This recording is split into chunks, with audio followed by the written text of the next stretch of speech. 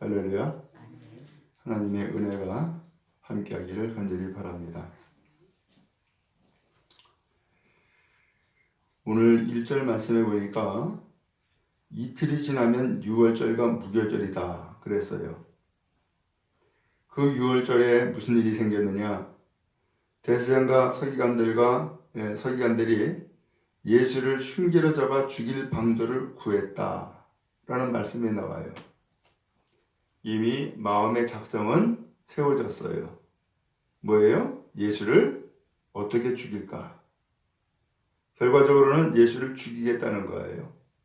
그러면서 그들이 흉계, 곧 음모를 꾸몄어요. 그런데 그 이후에 쭉 보면은 어떻게 이런 흉계를 꾸몄느냐? 10절 말씀해 보니까는 예수님의 제자 가운데 하나인 가룟 유다가 예수를 넘겨주려고 대제사장들에게 갔다라는 말씀이 나와요. 그리고 11절에 그들이 듣고 기뻐하여 돈을 주기로 약속했다. 소위 배신자가 생긴 거예요. 그래서 이 배신자가 가룟 유다고, 가룟 유다가 예수를 대제사장들에게 넘겨주고자 그렇게 제안을 한 거예요. 그랬더니 대제사장들이 그러면 돈 주겠다 라고 한 거예요. 그 이후부터 유다 역시 예수를 어떻게 넘겨줄까 기회를 찾고 있는 그런 상황이 생겼어요. 대제사장과 서기관들은 잡아 죽여야겠다라고 음모를 꾸몄고, 가룟 유다는 그 예수를 넘겨주겠다고 약속을 했고, 언제 넘겨줄까, 어떻게 넘겨줄까 기회를 찾다라고 했어요.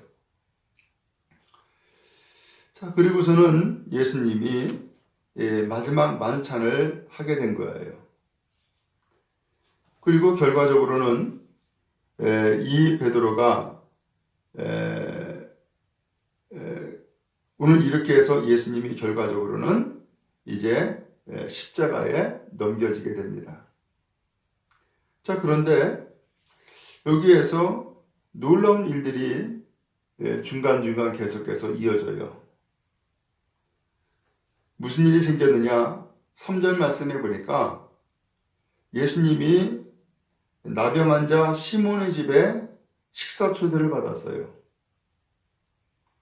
근데 생각지도 않는 한 여자가 향유 한 옥합을 가져와서 깨트리고 예수님의 머리에 붓는 거예요. 근데 이것을 보고서 제자들은 뭐 했어요? 이것을 팔아서 가난한 자들에게 나눠줄 수 있는데 왜 이 값비싼 것을 이렇게 허비하냐 하면서 책망을 하죠. 그런데 예수님은 그를 괴롭게 하지 말아라. 왜 그러느냐? 이 여자는 온 힘을 다해서 내 몸을 향유를 부어서 장례를 준비한 거다 라는 말씀을 해요. 예수님께서는 그 십자가의 죽음을 앞두고서도 한 여인의 헌신을 통하여서 그가 어떻게 헌신했는지, 그가 예수님의 가는 길에 어떤 의미를 부여했는지를 예수님께서는 그것을 인정하고 알아주신 거예요. 사람들은 이 여자가 행한 일을 왜 그랬는지를 모르니까 비난하고 책망을 했죠. 그러나 예수님은 이 여자의 행한 일을 아시고 그 의미가 대단하다라고 하는 것을 인정해 주시는 거예요. 여러분, 그런 의미에서 내가 무엇인가 주님께 향하는 일들이 혹 다른 사람들에게 오해가 되거나 혹은 비난이 되는 일이 있다 할지라도 주께서는 그 중심을 아시고 오늘 주님의 가시는 길에 나의 작은 헌신이 어떤 의미가 있는지를 아시고 오늘 우리를 칭찬하고 인정하실 줄로 믿습니다. 그러므로 우리의 행하는 일이 주님 앞에 가치 있고 의미 있는 일이 되어지기 바라고, 그 헌신이 주님의 가시는 길을 따르는 복된 헌신이 되어지기를 간절히 바랍니다. 또 한편 예수님은 그런 가운데에 유월절을 지켜요. 근데 이 유월절을 지키는데 그 22절 말씀에 보니까는 유월절 만찬을 나누는데 떡을 가지고 축복을 하세요. 그리고 떼어 제자들에게 주시죠. 그리고 이렇게 말씀합니다. 받아라. 이것은 내 몸이다. 그랬어요. 또 잔을 가지고 감사 기도를 하시더니 그들에게 주시는 거예요. 이걸 마시라. 이것은 많은 사람을 위해서 흘리는 피, 곧 나의 피, 언약의 피다. 예수님은 이렇게 흉계로 죽이려고 하는 주변에 수많은 상황들 혹은 수많은 사람들이 있는 가운데에서도 예수님은 마지막까지 뭐하고 계세요? 살을 주고 피를 주겠다라고 하는 말씀을 하고 또 그렇게 살을 주고 피를 주는 일을 행하시고 있음을 보게 되어져요. 주님은 오늘 그 많은 사람들, 어떤 사람은 흉계를 꾸미고 잡아 죽이려고 작정을 한 사람도 있고 또 어떤 사람은 어떻게 하면 예수를 넘겨줄까 배반의 기회를 찾는 사람도 있었고 또 제자들은 예수님의 가시는 그 길을 알지 못하고 또 이 여자가 행한 그 향유를 붓는 사건을 이해하지 못하는 사람들이 있는 가운데서도 바로 그들을 위해서 예수님은 뭐 하셨어요? 몸을 내어주시고 피를 흘리시는 것을 말씀하셨어요. 주님은 마지막까지 그 살과 피를 찢으시고 오늘 우리를 위해서 다 내어주신 거예요. 그분이 바로 우리 주님이시고 그분이 바로 우리 예수님이세요. 더 나아가서 이 베드로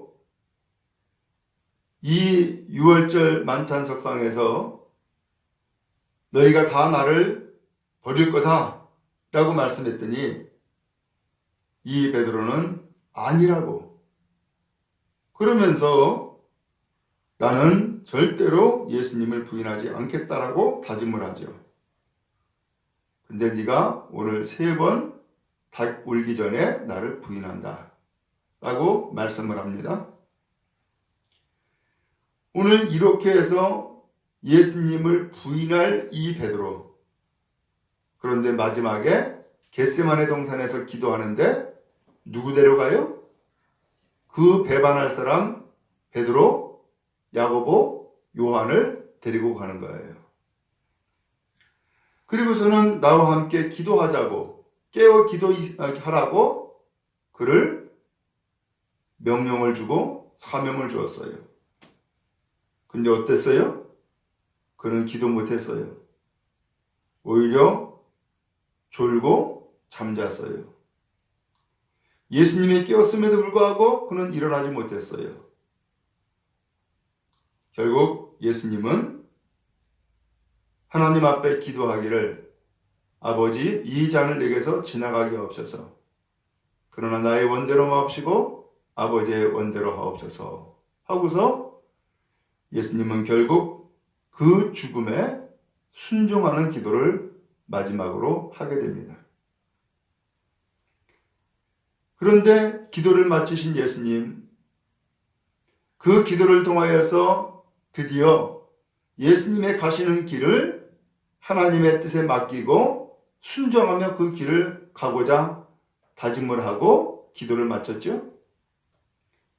그때에 잠자고 깨어 일어나서 기도하지 못했던 제자들, 그들에게 이렇게 이야기합니다.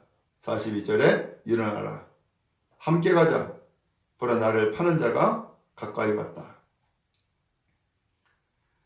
기도 제대로 하지 못하고 그 주님의 그 기도에 동참하지 못하는 이 제자들마저도 함께 가자고 그리고 일어나라고 그러면서 그들에게 권면하고 있는 예수님의 모습을 보게 돼요.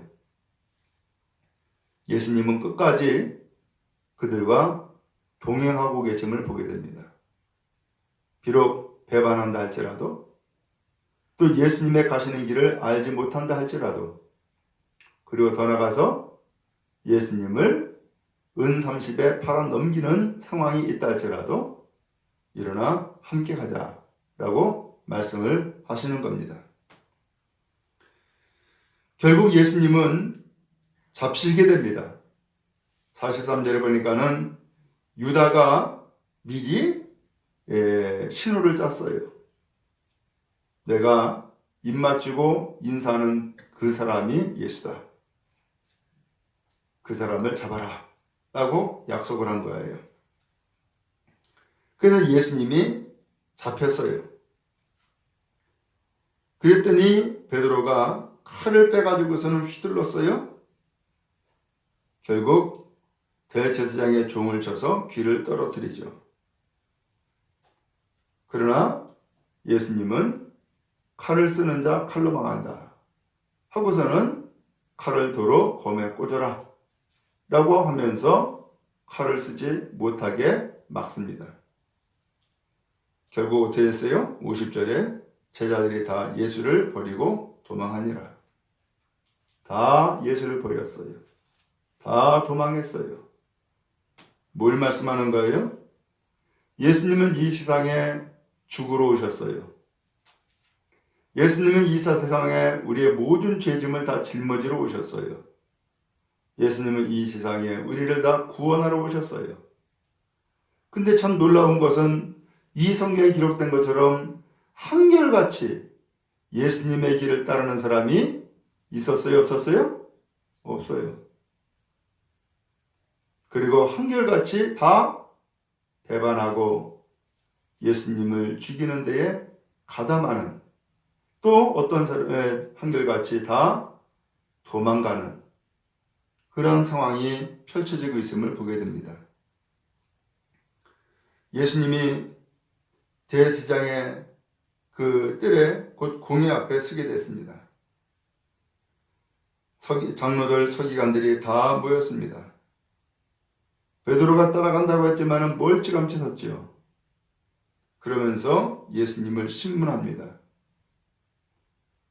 이 사실은 대제사장, 장로들, 서기관들이 모여있는 것은 법정이 아닙니다.